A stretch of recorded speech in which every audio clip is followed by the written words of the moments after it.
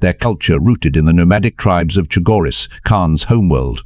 Khan split his fleet into small strike forces, as described in Jagatai Khan, Warhawk of Chagoris, and launched a guerrilla campaign against Horus's supply lines.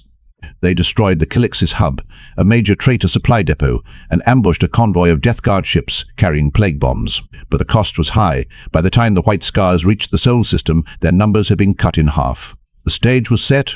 The Alpha Legion's infiltration had weakened Terra's defenses. The White Scars and Blood Angels were en route, and Horus, his fleet massing at the edge of the system, prepared to strike. On the first day of the 14th year's first month, the sky above Terra darkened. Horus's fleet, 10,000 ships strong, emerged from the warp, their hulls black as pitch, their banners emblazoned with the symbols of chaos. The attack began at once. Perturabo, Primarch of the Iron Warriors, and a strategic genius of unparalleled skill, led his legion against Uranus. Ezekiel Abaddon, Little Horus, so named for his resemblance to the War Master, attacked Pluto.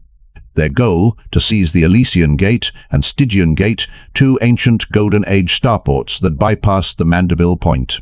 The Mandeville Point, as defined in the Warhammer 40,000 core rulebook, is the safest point in a star system to enter or exit the warp, a region where the gravitational pull of stars and planets is weakest.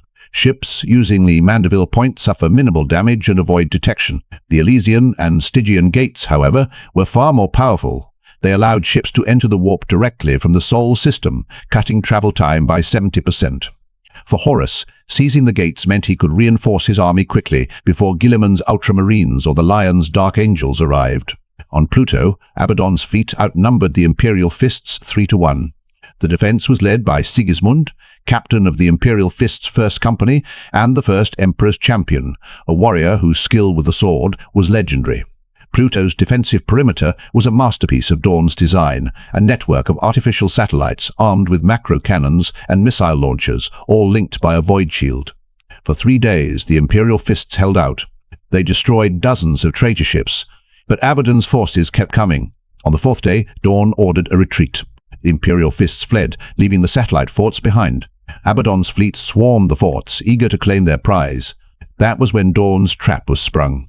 The tech priests, who had built the forts, detonated their cores. The explosion was catastrophic.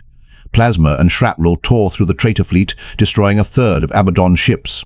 As the traitors reeled, the Imperial Fists turned and attacked. Sigismund, his chainsword, black sword glowing with holy light, led the charge.